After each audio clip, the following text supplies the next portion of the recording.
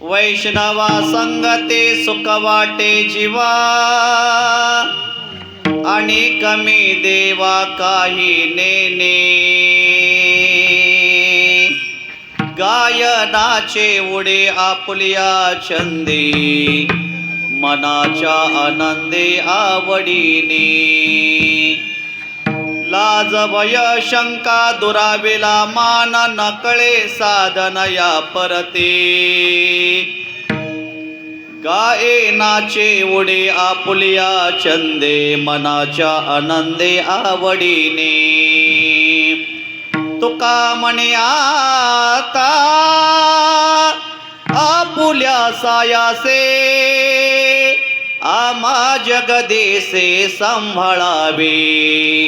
गाये नाचे उडे आपुलिया छंदे, मनाच्या आनंदे आवडीने. पांडुरंगा करो प्रथमा, पांडुरंगा करो प्रथम नमन, पांडुरंगा करो प्रथम नमन. दुसरे चरणा संताचे,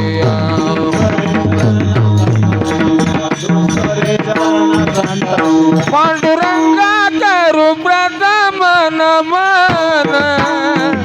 दुसरे चरणा संताचे, त्यांच्या कृपादाने कथेचा विस्तारू.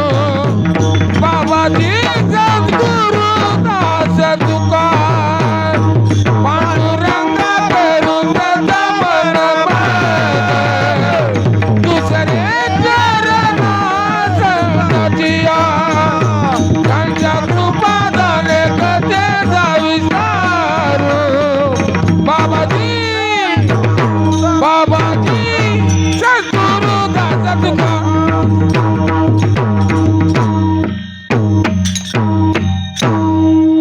पांडुरंगा करो प्रथम नमन. दुसरे चरणा संतांचिया, त्यांच्या कृपादाने कथेचा विस्तारू. बाबाजी सद्गुरुदास तुका.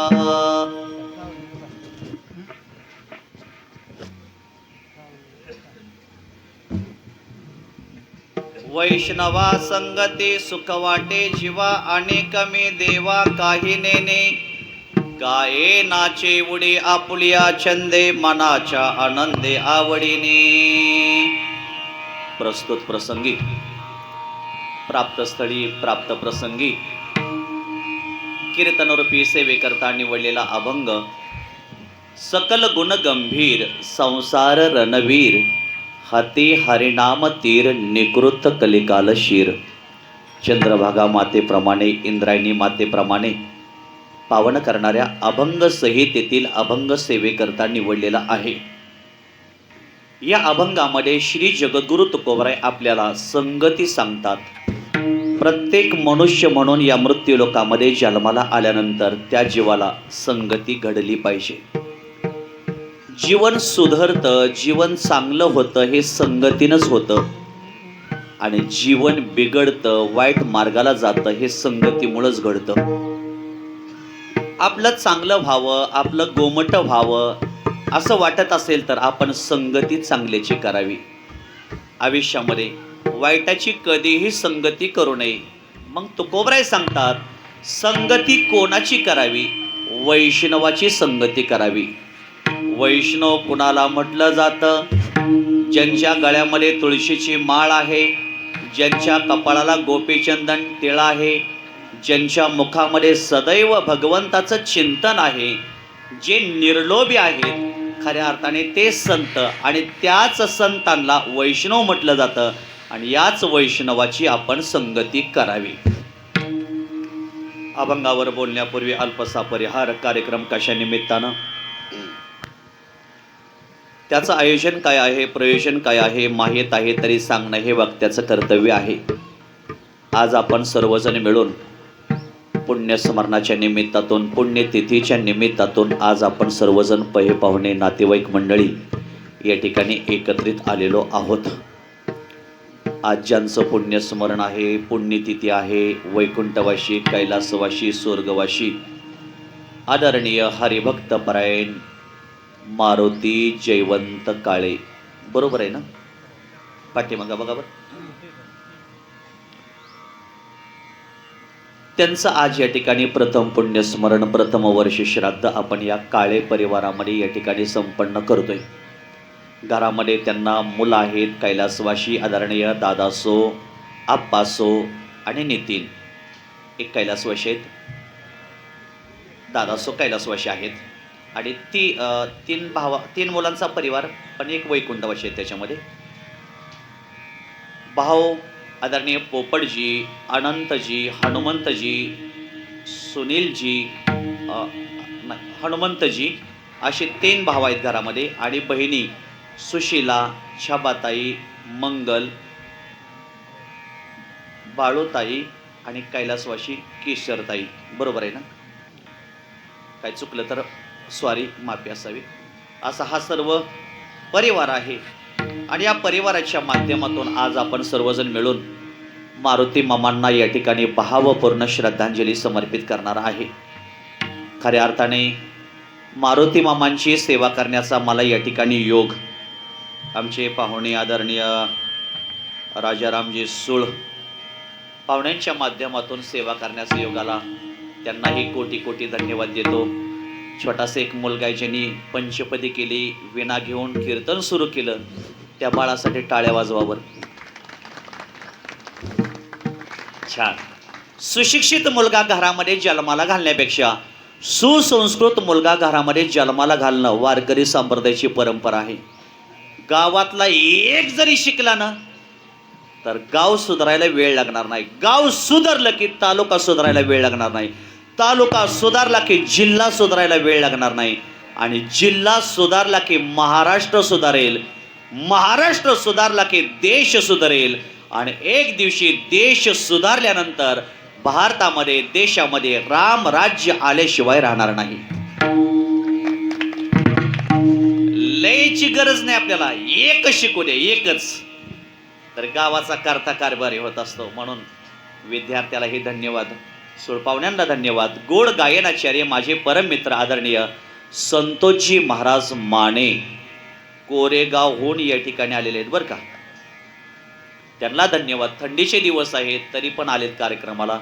गोड मृदंग वादक माझे परम मित्र, गुरु, बंधू, विद्यार्थ्यांना, आमच्या संस्थेतल्या विद्यार्थ्यांना शिकवतात ते प्रसादजी महाराज पौळ, आळंदी. तसं मूळ गाव त्यांचं परभणी आहे, त्या भागातले आहेत ते. आणि हा विद्यार्थी घडवा, त्याला मोठं करा, त्याला कीर्तनकार करा. किती खर्च होऊ दे, पैसे लागले तर मला माग, पण मोठा हो बाबा, नाव कमव आणि गावातल्या लोकाला सगळ्याला मार्गी लाव. म्हणून मृदंगवादक आहेत, गायक वादक आहेत. एवढे टाळकरी आज पहिल्यांदाच कीर्तनाला आहे, टाळ्या वाजवा त्यांच्यासाठी. एवढे टाळकरी बघून खूप मला आनंद वाटला. कारण की ज्या अर्थी एवढे टाळकरी या कार्यक्रमाला उपस्थित राहिलेले आहेत, त्या अर्थी या कुटुंबाचं काहीतरी प्रेम या टाळकऱ्यावर आहेत म्हणून आलेले आहेत. म्हणून टाळकऱ्यांना धन्यवाद देतो. गोड साऊंड सिस्टीम आहे त्यांना धन्यवाद देतो. समोर बसलेले आमचे चव्हाण पाहुणे आहेत, चव्हाण महाराज आहेत, तुम्हालाही धन्यवाद देतो. परवाही तुम्ही कीर्तनाला होता आणि आजही कीर्तनाला आहे. आता बसता का गाडीत माझ्या? तुम्हालाही धन्यवाद देतो. सर्व एक हात जोडून विनंती करतो, सर्वांनी हाताने टाळे आणि मुखाने भजन आपण सर्वांनी मिळून करायचं. बरोबर 12:15 या ठिकाणी सेवा पूर्ण होईल. कोणीही उठू नका, कोणीही बडबड करू नका, कोणीही या कीर्तनातून विक्षेप करू नका. आपल्याला जेवढं नामस्मरण करता येईल तेवढं आपण या ठिकाणी करायचं आहे. वैष्णवा संगती सुख वाटे जीवा, अनेक मे देवा काही नेने. मामांच्या पुण्यस्मरणानिमित्त आपण सर्वजण या ठिकाणी एकत्रित झालेलो आहोत. आपल्या हिंदू धर्मामध्ये एकूण 4 कर्म आहेत. पहिला आहे नित्य कर्म, दुसरा आहे नैमित्तिक कर्म, तिसरा आहे काम्य कर्म, चौथा आहे प्रायश्चित्त कर्म. नित्य कर्म आहे रोज सकाळी लवकर उठावं. थंडीच्या दिवसात पहाटे 8 वाजता. किती वाजता उठता? 8:30 ला वय उठा. रोज लवकर उठावं, रोज आंघोळ करावी, रोज कपाळाला गंध लावावा आणि रोज सगळ्यांनी लवकर उठून आपला प्रपंचातला कार्यभाग आटपला की आपण नंदिकेश्वर भगवान परमात्म्याचं दर्शन करायला जायचं. जे रोज नंदिकेश्वर भगवंताचं दर्शन करायला जातात खऱ्या अर्थाने ते भाग्यवान आहेत. जे रोज नेमाने सकाळी किंबहुना संध्याकाळी नंदिकेश्वर भगवान परमात्म्याचं नेमाने दर्शन घेत असतील, त्यांच्या प्रपंचामध्ये कधीही संकट येणार नाही, त्यांच्या प्रपंचामध्ये कधी अडचण येणार नाही, त्यांच्या प्रपंचामध्ये कधीही दुःख येणार नाही. आणि भगवंताला ही प्रार्थना करतो, देवा नंदिकेश्वर भगवंता, तुझी नेमाने रोजची आरती जे करतात, नेमाने तुझी दर्शनाला येतात, नेमाने तुझी सेवा करतात, त्यांना कोणत्याही प्रकारचा त्रास होऊ देऊ नको देवा. म्हणून एक विनंती आहे, दिवसातून कधीतरी आपण 24 तासातून एकदा तरी भगवंताचं दर्शन घ्यायला जावं.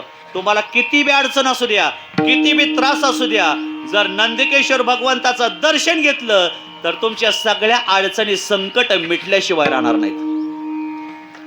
एक विनंती आहे, एक भोलेनाथ आहेत भगवान परमात्मा, नंदिकेश्वर भगवान परमात्मा आहेत, हे महादेव आहेत. खऱ्या अर्थाने एक तरी पान त्यांना नेमाने अर्पण करत चला, बेलाचं पान, एक तरी फळ त्यांना नेमाने अर्पण करत चला, एक तरी फूल आपण नेमाने त्यांना अर्पण करत चला आणि त्यांना आपण रोज नमस्कार करत चला. कारण भोलेनाथा इतकं, महादेवा इतकं भोळं दैवत जगात दुसरं कोणतं. शिव भोळा चक्रवर्ती,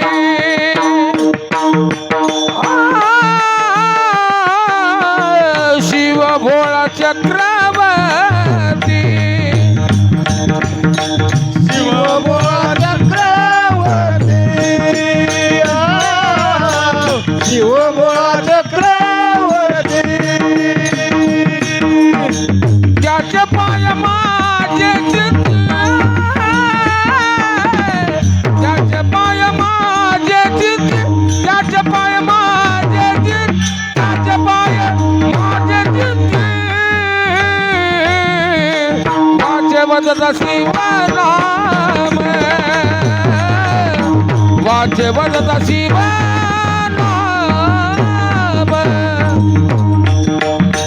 वाचे वदता शिवनाम, वाचे वदता शिवनाम, वाचे वदता शिव.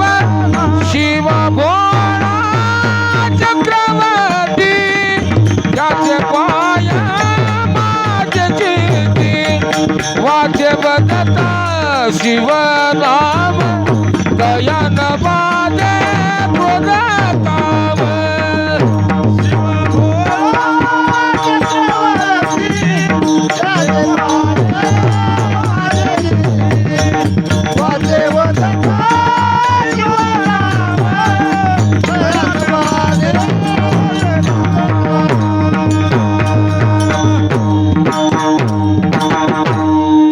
टाळ्या वाजवा. 4 पैसे हातात आले म्हणून लगेच हवेत उडू नका. का? हवेत उडणाऱ्या विमानाला सुद्धा काही वेळाने खाली यावं लागतं, याचा विचार आपण प्रत्येकाने केला पाहिजे. पैसे आले म्हणून देवाला विसरू नका, धन आलं म्हणून देवाला विसरू नका, पैसा जवळ आला म्हणून माणुसकी सोडू नका. म्हणून आपण आपल्या जीवनामध्ये भगवंताची सेवा करावी. हे नित्य कर्म आहे, नैमित्तिक कर्म. आजचं जे निमित्त ठेवून केलेले जे कर्म आहे मामा, याला नैमित्तिक कर्म म्हणावं. सोम सूर्यादी ग्रहणे एवणे करते पार्वणे, का माता पिता मरणे अंकित जे दिवस. आई वडिलाचा अंतकाळ पर्व काळ आहे, सूर्यग्रहणाचा काळ पर्व काळ आहे आणि 31 डिसेंबर आजचा दिवस म्हणजे पर्व काळ आहे बाबा. तर आपल्या हिंदू धर्माची आज हरिदिनी आहे बाबांनो, एकादशी आहे, भागवत एकादशी. आज भागवत एकादशी आहे. काल स्मार्त एकादशी होती आणि आज भागवत एकादशी आहे. का नवीन वर्ष उद्या चांगलं जावं म्हणून आजच्या दिवशी आपण हे वाईट काही कार्य करू नका. आज आपण जेवढं भगवंताचं चिंतन करता येईल तेवढं करा बाबांनो. मारुती मामा हे भाग्यवान व्यक्ती आहे, बिचार खरंच भाग्यवान व्यक्ती आहे. कारण आज त्यांचं वर्ष श्राद्ध आज एकादशीला येतंय. हा पर्व काळ त्यांनी त्यांच्या जीवनामध्ये साधिला पर्व काळ, साधिला हा पर्व काळ,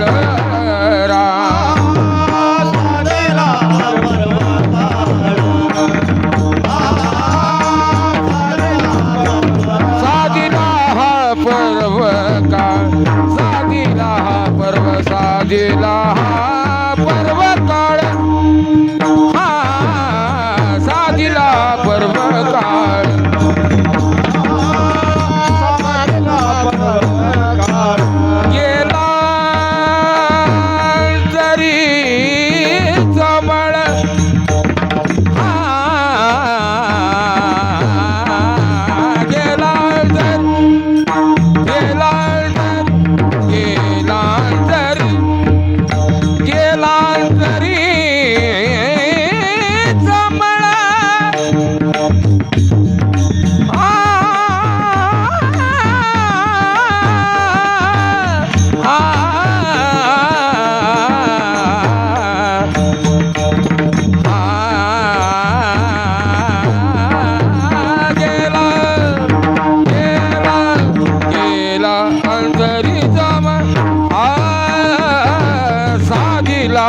पर्व काळ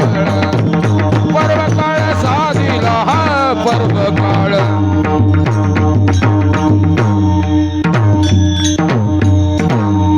आज मारुती मामांनी त्यांच्या जीवनामध्ये पर्वकाळ साधला. आज पांडुरंगाची एकादश आहे, भागवत एकादश आहे आणि या एकादशीच्या दिवशी त्यांचं वर्ष श्राद्ध येतंय. खऱ्या अर्थाने ही पर्वणी आहे. आपोआप त्यांना भगवंताजवळ या ठिकाणी जागा मिळणार आहे. आई वडिलाचा अंतकाळ पर्वकाळ आहे. आई वडिलाचं वर्ष श्राद्ध मुलाबाळाच्या दृष्टिकोनातून पर्वकाळ आहे.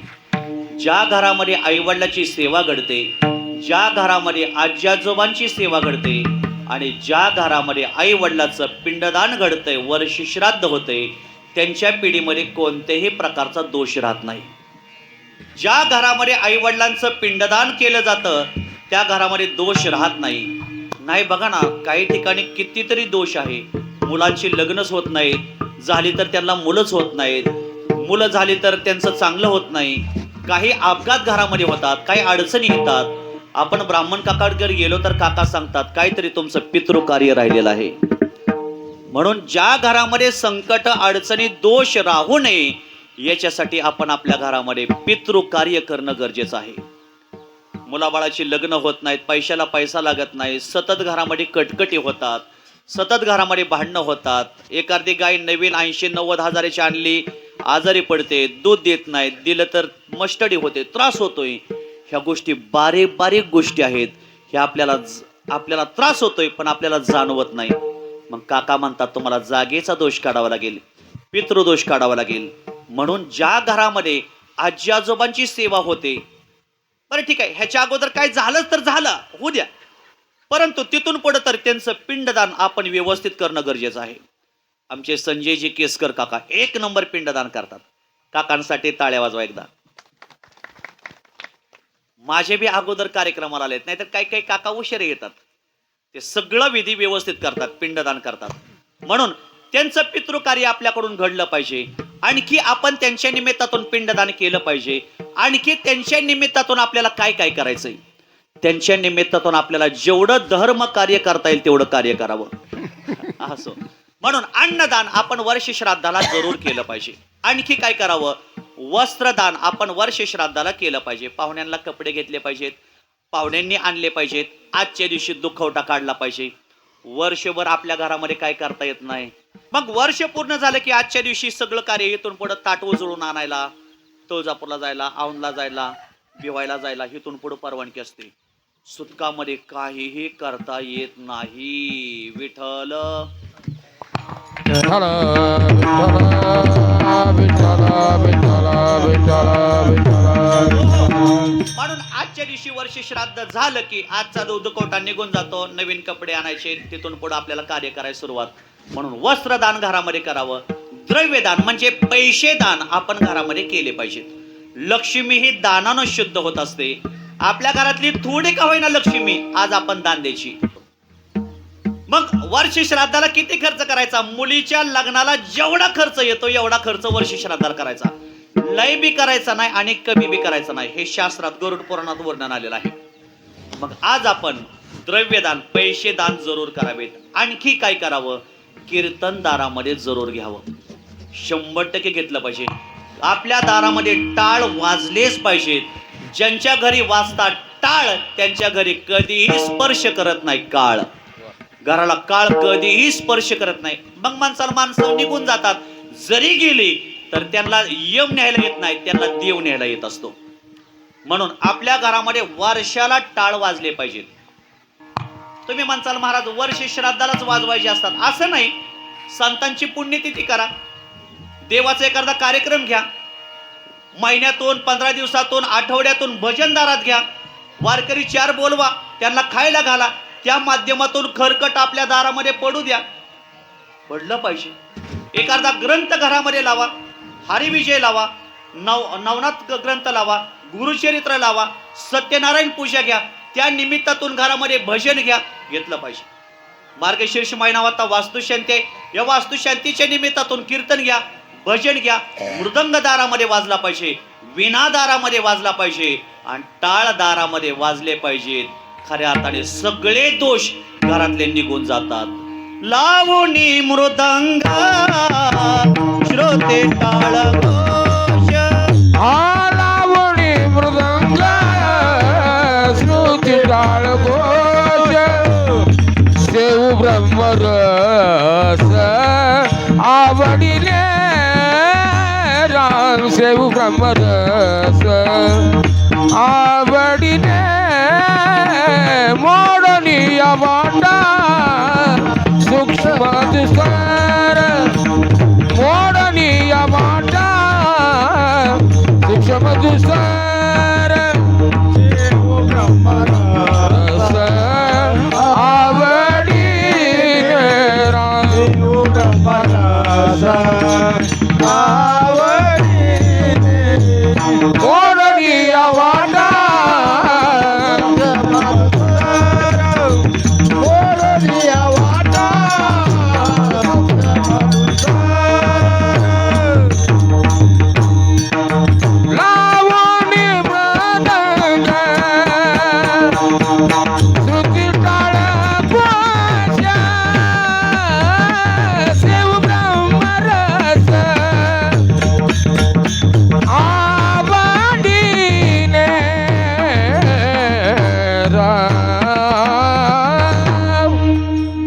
वर्ष श्राद्धाला आपल्या दारामध्ये कीर्तन घ्यावं, भजन घ्यावं, नामस्मरण घ्यावं.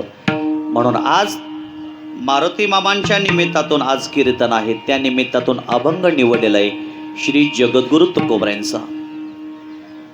मानवी जीवनामध्ये काही गोष्टी आवश्यक आहेत आणि काही गोष्टी अनावश्यक आहेत. मानवी जीवनामध्ये ज्या गोष्टी आवश्यक आहेत आपण त्या केल्या पाहिजेत आणि मानवी जीवनामध्ये ज्या गोष्टी अनावश्यक आहेत त्या आपण कधी करू नये. जीवनामध्ये काही गोष्टी आवश्यक आहेत आणि काही गोष्टी अनावश्यक आहेत.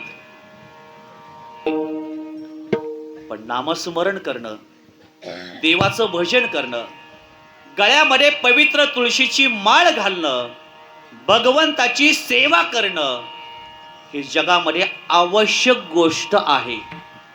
पण माणसाला देवाची गरज वाटत नाही, नामस्मरणाची गरज वाटत नाही, कीर्तनाची गरज वाटत नाही, वारीची गरज वाटत नाही. आज एकादशी आहे. कोण कोण पंढरपूरला जाणार आहे? हात वर करा. गेलं पाहिजे. पंढरपूरला जाणं आवश्यक आहे. चंद्रभागेचं स्नान करणं आवश्यक आहे. पुंडलिकरायाचं दर्शन घेणं आवश्यक आहे. पांडुरंगाचं दर्शन घेणं आवश्यक आहे. जगाचा पालन पोषण करणारा भगवान परमात्मा त्याचं चिंतन करणं, त्याची सेवा करणं आवश्यक आहे. याचं एकच वाक्य सांगतो, प्रत्येक माणसाच्या प्रपंचात दुःख आहे. हो, गरीब असू द्या, श्रीमंत असू द्या, शिक्षित असू द्या, अशिक्षित असू द्या, देशभक्त असू द्या, किंबहुना हरिभक्त असू द्या, प्रत्येकाच्या पाठीमागं दुःख आहे. आणि काहीतरी दुःख निवारण करण्यासाठी, टेन्शन घालवण्यासाठी माणसं ते करतात. महाराज लय टेन्शन आहे हो, महाराज लय टेन्शन आहे हो, महाराज लय टेन्शन आहे हो. एक विनंती आहे तुम्हाला, टेन्शन आले की तुम्ही आळंदीला चला, टेन्शन आले की पंढरपूरला जावा, टेन्शन आले की देहूला जावा, टेन्शन आले की आरणला जावा, टेन्शन आले की संतांच्या सहवासात या, टेन्शन आले की भजन करा, चिंतन करा, टेन्शन आलं की महाराज गालांडे महाराजांकडे यायचं. महाराज टेन्शन येतंय, चला नामस्मरण करूया, चला माझ्या संकीर्तनाला गाडी चला. तुमचं 100% टेन्शन कमी होणार. पण टेन्शन येतंय म्हणून तुम्ही काही गोष्टी करू नका. एवढी हात जोडून मला विनंती. आपुला तो एक देव करुणी गावा, आपुला तो एक देव करुणी घ्यावा. तेने विना जीवा, तेने विना जीवा सुख नो है. ये रती माई के दुख ती जनती, ये रती माई के दुख ती जनती. तेने विना जीवा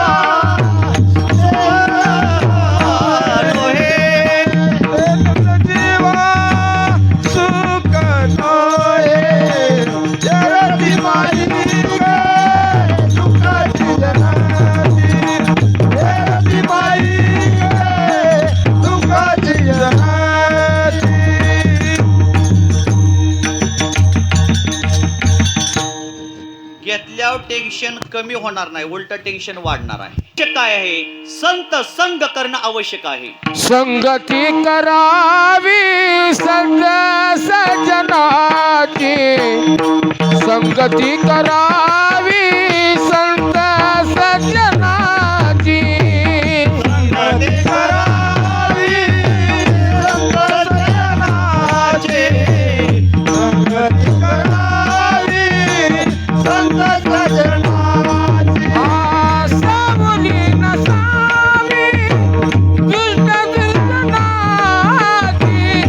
सावली नसावी दुष्ट दुर्जनाची, सावली नसावी दुष्ट दुर्जनाची, सावली नसावी दुष्ट दुर्जनाची, संगती करावी सदा सज्जनाची, संगती करावी सदा सज्जनाची.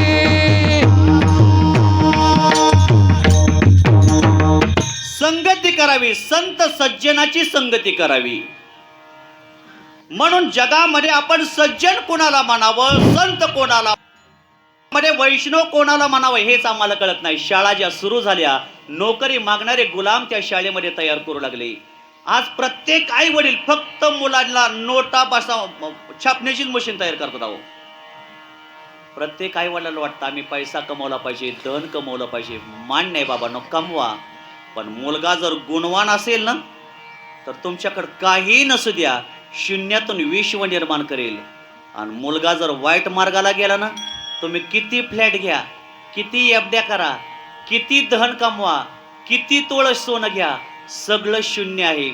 पैशाने सगळंच कमवता येतं, हा गोड गैरसमज डोक्यातून काढून टाका. शाहरुख खानचा मुलगा शाहरुख खान होऊ शकला नाही, सचिन तेंडुलकरचा मुलगा सचिन तेंडुलकर होऊ शकला नाही. म्हणून पैशाने मिळवता येतं हे डोक्यातून काढून टाका. तुमच्या मुलाला त्याला सक्षमपणे पायावर उभा करा आणि वारकरी संप्रदायाचे विचार मुलाच्या मनावर रुजवा. तुमच्याकडे 1 रुपया नसू द्या, शून्यातून विश्व निर्माण करण्याची ताकद त्याच्याकडे येत असते. याचं ज्वलंत उदाहरण सांगायचं म्हणजे आमचे IPS अधिकारी बिरदेवजी डोणे साहेब. काय होतं घरात? शेळ्या मेंढ्या राखल्या, कुठेतरी वडिलांनी थोडे पैसे दिले डोणे साहेबांना.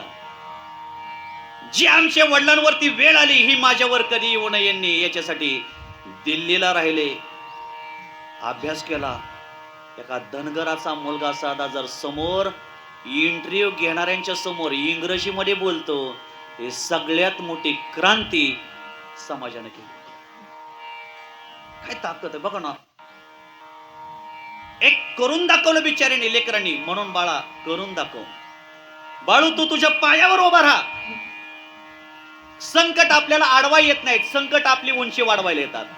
अडथळे आपल्याला रोका येत नाहीत, अडथळे आपल्याला क्षमता बाहेर काढायला येतात. संकटे, अडचणी, अडथळे यायलाच हव्यात, त्याच्याशिवाय आपलं व्यक्तिमत्व कधीही घडत नाहीत. बायको आजारी होतोय, त्रास होतोय, मुलं बाळ आजारी आहेत, होतोय त्रास, पैसा नाही जवळ, होतोय त्रास.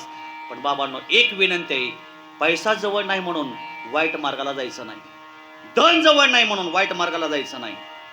फक्त एकच, नीतिमत्ता कधीही बदलायची नाही.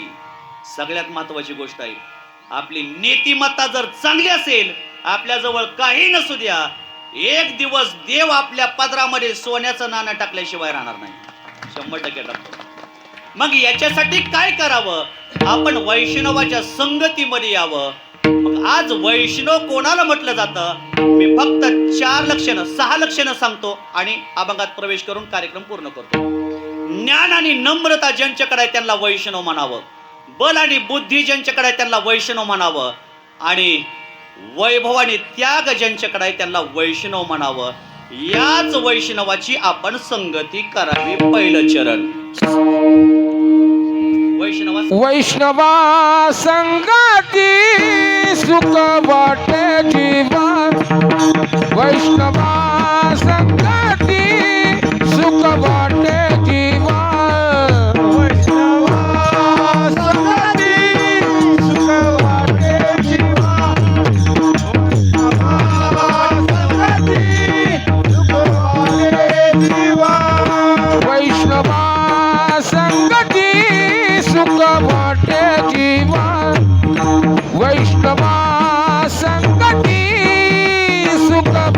जीवा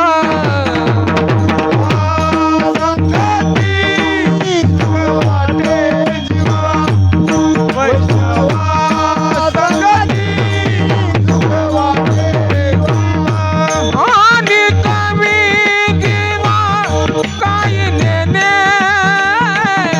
आणि कमी जीवा काही नेणे गायनाचे उडे आपुलिया चढते गायनाचे उडे आपुलिया चढते आणि कमी जीवा काही नेणे आणि कमी जीवा काही नेणे गायनाचे उडे आपुलिया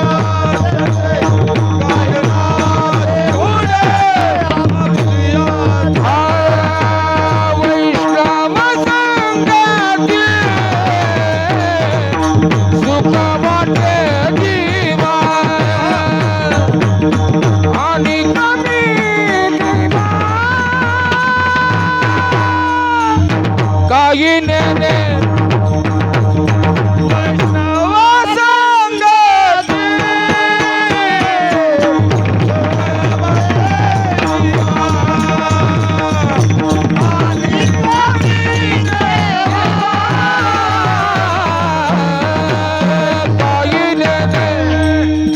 काही नेणे काही नेणे टाळ्या वाजवा.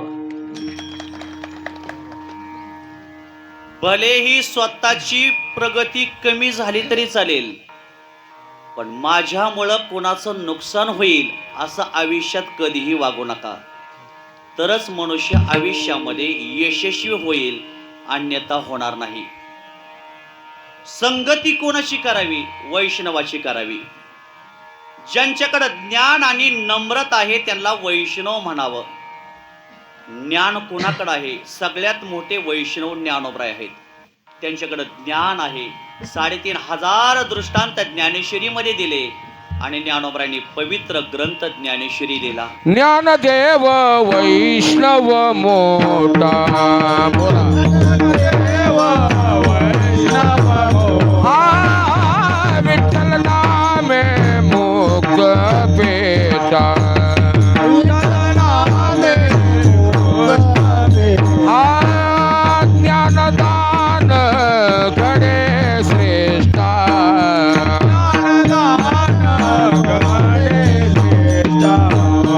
वैकुंठ वाटा संत गेले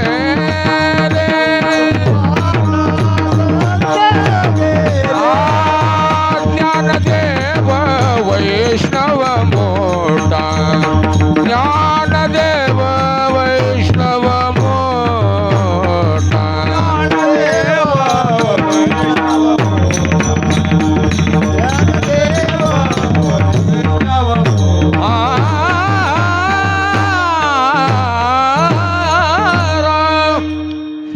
ज्ञान आणि नम्रता ज्यांच्याकडे आहे त्यांना वैष्णव म्हणावं. ज्ञानोबरायांकडे खूप ज्ञान आहे, पण त्या ज्ञानाबरोबर ज्ञानोबरायांकडे नम्रताही आहे. आळंदीमध्ये लोकांनी ज्ञानोबरायांना खाण्यासाठी अन्न दिलं नाही. समाजाने ज्ञानोबरायांना त्रास दिला. इंद्रायणीच्या डोहावर कधी स्नान करू दिलं नाही. माऊलींना सिद्धेश्वराच्या दर्शनाला कधी येऊ दिलं नाही. पण तरीही माऊलींना एकही मुखातून वेडावाकडा शब्द काढला नाही. ज्ञानही आहे आणि नम्रताही आहे, त्यांना वैष्णव म्हणायचं. वैभव आणि त्याग ज्यांच्याकडे आहे त्यांना वैष्णव म्हणावं. वैभव गोळा केलं छत्रपती शिवाजी महाराजांनी, पण सगळ्या वैभवाचा त्यांनी त्याग केला आणि भारत देश गुलामगिरीतून मुक्त केला. वैभव गोळा केलं अहिल्यादेवी होळकरांनी.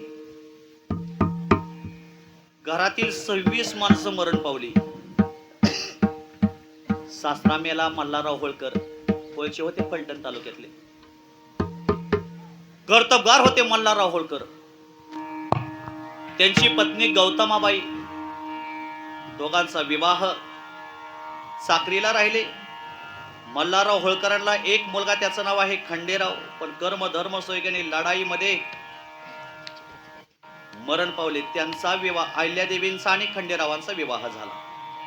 8व्या वर्षी अहिल्यादेवींचं लग्न झालं. चौंडेगाव त्यांचं. आणि काय लहान छोटी मुलगी होती. खंडेरावाबरोबर विवाह झाला, पण खऱ्या अर्थाने संकट निर्माण यायला लागली. सासरा मेला, सासू मेली, नवरा मेला, मुलगा मेला, सगळी घरातली माणसं मरण पावली, पण कधी खचल्या नाहीत आयुष्यात. माहेश्वरी संस्थान त्यांनी तयार केलं. नर्मदा नदीच्या काठाला आहे माहेश्वरी संस्थान. कोणत्या राज्यात आहे? कोण गेलत का माहेश्वरीला? मध्य प्रदेश मध्ये आहे. अहिल्यादेवी होळकरांनी कधीही पायात चप्पल घातली नाही. का? ही माझी पृथ्वी माता आहे, तुडवाय नको. तुडवली नाही कधी. दुसरी गोष्ट, रोज देवाला नैवेद्य दाखवल्याशिवाय त्यांनी जेवण केलं नाही. दुसरी गोष्ट, त्यांच्या डोक्यावरचा कधीही पदर खाली पडला नाही. माता भगिनीने जर अहिल्यादेवीचा आदर्श घेतला ना, जीवन सुखी होईल. आता नका सावरू घरी गेल्यावर बघा. ज्यांचा आहे डोक्यावर पदर, ज्या करतात पतीचा आदर, त्यांना म्हणावं इंडियन मदर. आपल्या पतीचा पण घरामध्ये पत्नीनं आदर केला पाहिजे. आदर केला पाहिजे. पत्नीनं आदर केला पाहिजे. पती घरी आले, कामावून थकून आले, तर पत्नीनं आलं की लगेच हसतमुख यायचं आणि पाण्याचा तांब्या भरून द्यायचं. दिला पाहिजे. आता एक अर्थ थोडं वेगळं अहिल्यादेवी होळकरांनी 5 किलोची सोन्याची पिंड घृष्णेश्वराला अर्पण केलेली आहे. अहिल्यादेवी होळकरांनी पहिल्यांदा स्त्रियांना काय काढलं असेल तर साडी अंगावर घालाय काढली. साडी आजही तिथं कैदी आरोपी साडी बनवतात, जाऊन बघून या. 1 लाख रुपयाची साडी त्यांनी तयार केली. माझी सौभाग्यवती कधीही म्हणजे उघडी दिसू नाही म्हणून, पण अहिल्यादेवीने लाख रुपयाची साडी तयार केली, पण कधीही अंगावर 1 लाख रुपयाची साडी घातली नाही. पांढरी साडी घातली. अहो, कितीतरी सोनं माहेश्वरी संस्थानमध्ये होत होतं, गोळा होत होतं, पण स्वतःच्या गळ्यात 1 फुटका मणी सुद्धा घातला नाही. आणि आता वैभव आणि त्याग ज्यांनी केला त्यांना संत म्हणावं, वैष्णव म्हणावं. आणि तिसरं लक्षण, बळ आणि बुद्धी ज्यांच्याकडे आहे त्यांना वैष्णव म्हणावं. बळ आमच्या स्वानंद सुखनिवासी सद्गुरू जोग महाराजांकडे होतं. संस्थेचे संस्थापक जोग महाराज. 120 किलो वजन, 6.5 फूट उंची जोग महाराजांची. कसलेलं शरीर जोग महाराजांचं होतं. पुण्यामध्ये व्यायाम करायचे होते. व्यायाम करत असताना सहज आळंदीला आले आणि येता येता टांग्यामध्ये बसून आले आणि समोर 2 रेड्यांची टक्कर लागलेली दिसली जोग महाराजांना. जोग महाराजांनी सहज एका माणसाला विचारलं, समोर काय आहे हो? गर्दी आहे समोर. त्याच वेळेस एका माणसाने विचारलं, जोग महाराज तिथं 2 रेड्यांची टक्कर लागली. कलेक्टरनं कॉन्स्टेबलला सांगितले रेड्यांना गोळ्या घालून मारून टाका. जोग महाराजांनी सांगितलं प्राण्यांची हत्या करू नका, मी त्या रेड्यांची टक्कर सोडवतो. जोग महाराज गेले आणि त्या रेड्यांची टक्कर जोग महाराजांनी सोडवली. बलही होतं आणि त्यांच्याकडे बुद्धीही होती. ज्ञानोबरांनी गाथा, ज्ञानेश्वरी, भागवत याचं निरूपण भंडारा भामचंद्र गोहराडेश्वर डोंगरावर बसून केलेलं आहे. म्हणून जोग महाराज हे सगळ्यात मोठे वैष्णव आहेत. ज्ञानही त्यांच्याकडे होतं आणि नम्रताही होते. म्हणून आपल्याकडे ज्ञान किती असू द्या, पण त्याच्याबरोबर नम्रता पाहिजे. तुमच्याकडे पैसा भरपूर आहे, पण त्याच्याबरोबर तुमच्याकडे नम्रता पाहिजे. पैसा आज आहे, उद्या नाही. धन आज आहे, उद्या नाही. कारण की जशी झाडाची सावली बदलत राहते, तशी पैसाही कोणाकडेही सतत बदलत राहत असतो. म्हणून एक विनंती करायची, कितीही पैसा येऊ द्या, पण खऱ्या अर्थाने बाबांनो माणुसकी आपल्या जीवनामध्ये सोडू नका. विठ्ठल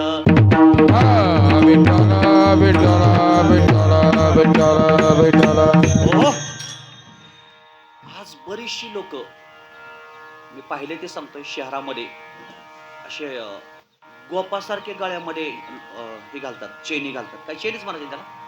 हा, खूप मोठी मोठी त्यांच्या गळ्यामध्ये चेन असते, पण त्यांच्या गळ्यामध्ये सोन्याची चेन असते, पण त्यांच्यावर चोरांची सारखी नजर असते. बघा, चोरांची सारखी नजर असते.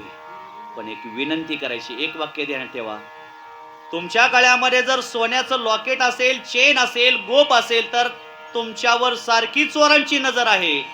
पण जर तुमच्या गळ्यामध्ये जर पांडुरंगाची तुळशीची माळ असेल तर तुमच्यावर 100% कायमस्वरूपी पांडुरंगाची नजर राहिल्याशिवाय राहणार नाही. म्हणून आपल्यावर चोराची नजर राहावी का पांडुरंगाची राहावी? पाहुणे मंडळी बोला की.